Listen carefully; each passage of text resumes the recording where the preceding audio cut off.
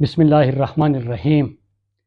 چې په کوم مرګ به مو وجني خدای خبر دی. د پښتون قوم خریداره خوښمونه او ما د حق غوښتنه وکړه نو غوسه شو.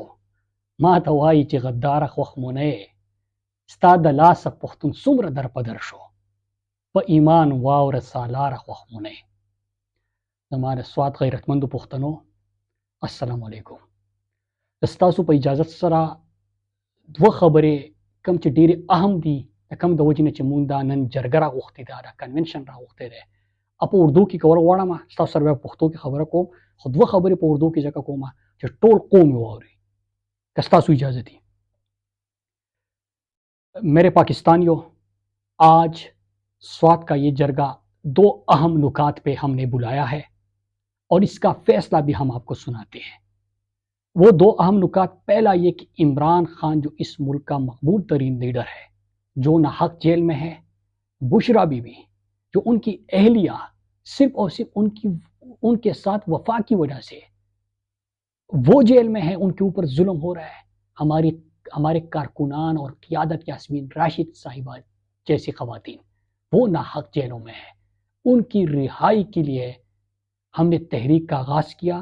اس نقطے پہ سب کو بلایا اور انشاءاللہ میں اپنے پورے پاکستانی قوم کو آج اس جرگے کی طرف سے، اپنے قوم کی طرف سے یقین دلاتا ہوں کہ انشاءاللہ جب اسلام آباد کی طرف قافلے بڑھیں گے تو آپ دیکھیں گے کہ تاریخ کا سب سے بڑا قافلہ آپ کو اس علاقے سے نظر آئے گا.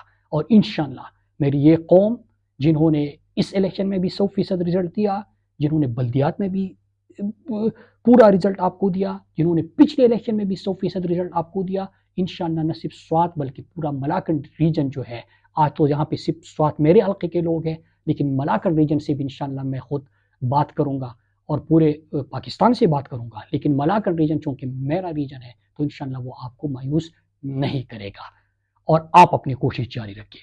دوسری ایک چیز اس لیے میں مختصر بات آپ سے اس لیے کر رہا ہوں کیونکہ میں نے پشتو میں ذرا بات کرنی ہے، لیکن آپ نے چند دنوں پہلے دیکھا تھا کہ کاٹلنگ مردان میں ایک ڈرون اٹیک ہوا تھا اور اس ڈرون اٹیک میں نہایت معصوم بے گناہ پاکستانی شہری شہید ہوئے تھے.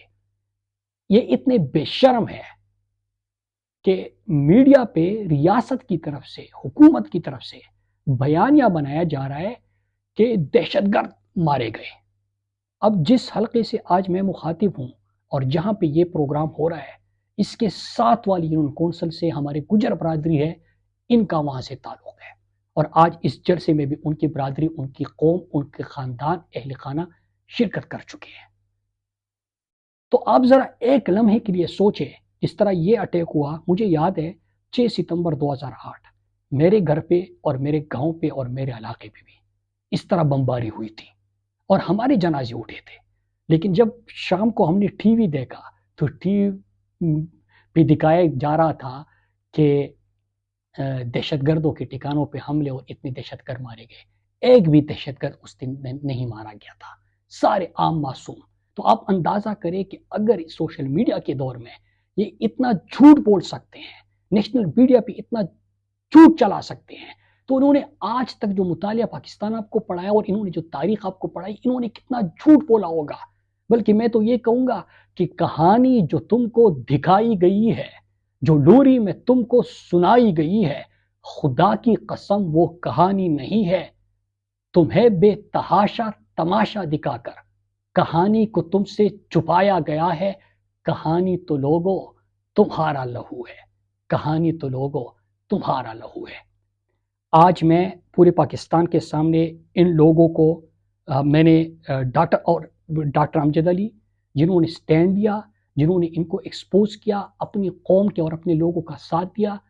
ان کو ریاستی جو پریشر ہے اس کا بھی سامنا کرنا پڑا اور آگے بھی کرنا پڑ سکتا ہے. تو اس لیے آپ سب کو کہتا ہوں کہ آپ نے ان کا ساتھ دینا ہے اور میں ان کو یہ بھی کہتا ہوں کہ ان سب کے گفتگو جو ہے وہ آپ سب کے ساتھ شیئر کریں تاکہ آپ ان کی فریاد سنیں. اور آج اس جرگے میں جو دو فیصلے ہم کر رہے ہیں، ایک یہ کہ عمران خان کی جب بھی کال آئے گی انشاءاللہ پوری جو ہماری قوم ہے اور اس جرگے میں جتنے لوگ شریک ہیں اور ان کے جتنے دوست ہیں، کارکنان ہیں، وہ سب انشاءاللہ اسلام آباد کی طرف جائیں گے، نمبر 1. اور نمبر 2 कि ये जो हमारे मासूम लोगों को इन्होंने शहीद किया है, तो एक तो मैं अपनी सूबाई हुकूमत से कहता हूँ कि इनकी हर मुमकिन इमदाद करे। अपने इलेक्टेड रिप्रेजेंटेटिव्स को कहता हूँ कि इनको बिल्कुल अकेला नहीं छोड़ना, इनका हर लम्हे साथ देना है। और तीसरा ये कि हम इस जर्गे की तरफ से FIR इनके ऊपर दर्ज करने की सिफारिश करेंगे और हम दरख्वास्त देंगे और इनके ऊपर FIR भी करेंगे। इनका खून ऐसे राहक नहीं जाने देंगे। ये कोई इस तरह बेआसरा लोग नहीं थे, ये ऐसे नहीं थे कि इनका कोई था नहीं। और आप अंदाज़ा करें कि इन्होंने बाकी इलाकों में क्या कुछ किया होगा। जब पुख्तो की ताउस सरे सो खबरें कुम जमा पुख्तनो ताउस त पता रहा कि नन چې په पाकिस्तान کې खासकर په خیبر پختونخوا کې کم بیا د بم بارود او د دماکو حالات روان دي. د دې نه مخکې ما تاسو خبر کړی وای الحمدلله چې زما قوم په ټایم باندې ودرېدو، نه صرف سوات بلکې پوره ملکنډ ډیویژن پلان اول سو په سوات او په ملکنډ ډیویژن کې اول دهشتګردي شروع کولو، ډالري جنگ شروع کولو. او الحمدلله په ما باندې ډېر پرشر و، د ډېرو خبرونو تاسو خبر نه ما ته وی چې اسمبلی رکن منه جوړېږي د مړ کولو زما په سر باندې پیسې ورکولو، مطلب څه چې کوم دیو کولای شو هغه وکړل.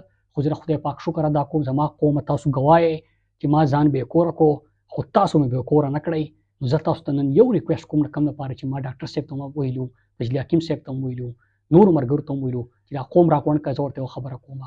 خبره دا ده چې ما څه کولی شم هغه کړي دي. زه نن هم ستاسو اواز جوړېږم، زه بیا هم جوړېږم. خو د سوات او د ملکنډ ډیویژن خلکو، ملکنډ والا ته هم ټول ته ووایه چې خپل امن به یقیني جوړوئ. په نور خیبر پختونخوا چې کله هم د امن دپاره اواز کېږي، د جنوبي اضلاع والا، د سابقه فاټا والا، د پېښور والا، د ټول زما ډېره ملګرتیا کړې وه. کله چې ما ستاسو دپاره اواز چوتو، دوی به یوازې نه پرېږدي، زموږ خلک دي، د دوی دپاره به اواز چوتوئ او خپل طرف ته به تاسو امن یقیني جوړوئ. د دې سره دویمه خبره ده چې په خپل هر کلي کې چې کوم ستاسو د ویلج کونسل کمیټیانې دي، د ویلج کونسل چې کوم ناظمان دي، کونسلران دي، نو د خپل قومونو سره میلاو شئ. که کوم ځای کوم تاسو ته ښکارېدل چې بیا دو حالات خرابول طرف ته راځي، ډایرکټ په جوماتونو کې اعلان نه کوئ، په شریکه باندې پسې راوځئ.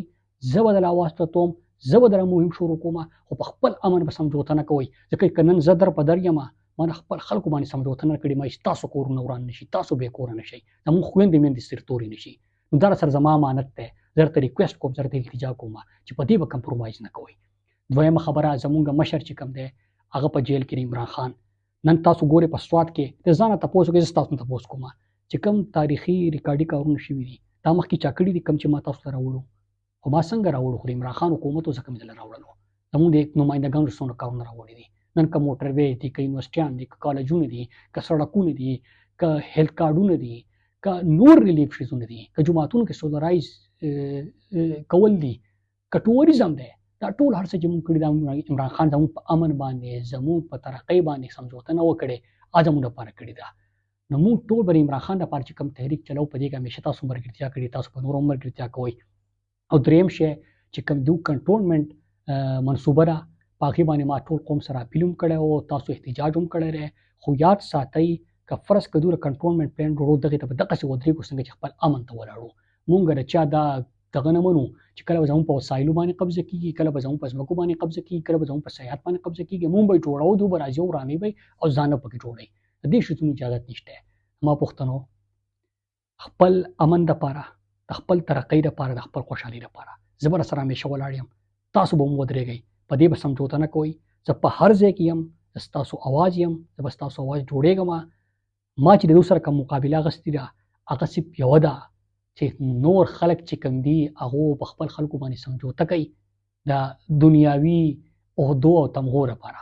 زه به خپل قوم باندې سمجوتې لپاره نه یم راغلی. زه راغلی په سیاست د دې وجې نه وم چې زما که کور راتاوېدو، خو د نور چا کور نه به نه راتاوېږي. که زما مور لګېدلې وه، خو د بل چا مور به نه لګي. ما تاسو ته مخکې دا خبره کړې وه او ما ثابته کړه.